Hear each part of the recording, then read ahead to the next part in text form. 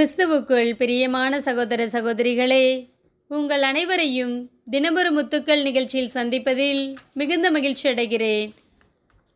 குணசாலியான பெண். நீதிமொழிகள் 14ஆம் அதிகாரம் 1ஆம் வசனம். ஞானமுள்ள பெண்கள் தம் இல்லத்தை கட்டி எழுப்புகின்றனர், அறிவற்றவரோ தம் கைகளை கொண்டே அவற்றை அழித்து விடுகின்றனர். பிரியமானவர்களே, நாம் ஒரு வீட்டை கட்டுவது என்பது ஒரு சாதாரணமான காரியமல்ல.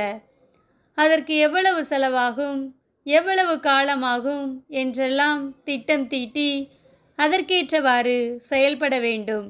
ஆனால் ஒரு வீட்டை இடிப்பது என்பதோ எளிதான காரியம். அதே போன்றுதான் வேதம் கூறுகிறது, ஞானமுள்ள பெண்கள் தம் இல்லத்தை கட்டி எழுப்புகின்றனர், ஞானமற்றவரோ தம் கையால் அதை இடித்து போடுகின்றனர். ஒரு பெண் நினைத்தால் தன் குடும்பத்தை அழகாய் கட்டி எழுப்ப முடியும். அதற்கான ஞானத்தை அருள்பவர் இறைவன். வேதத்திலே நாம் எஸ்தரை குறித்து அறிவோம். அங்கே யூத ஜனங்களை அழிக்கும்படியாய் ஒரு சட்டம் போடப்படுகிறது.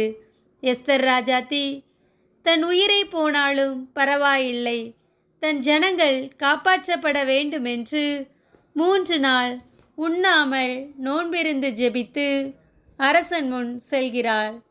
தந்திரக்கார ஆமானின் சூழ்ச்சிகளை வெளிச்சத்திற்கு கொண்டு வருகிறாள். தன் ஜனங்களை உயிரோடே காப்பாற்றுகிறாள். எஸ்தரால் செய்ய முடிந்ததை நம் ஒவ்வொருவராலும் செய்ய முடியும். இறைவன் நம் ஒவ்வொருவருக்கும் விசேஷித்த ஞானத்தை அளித்திருக்கிறார்.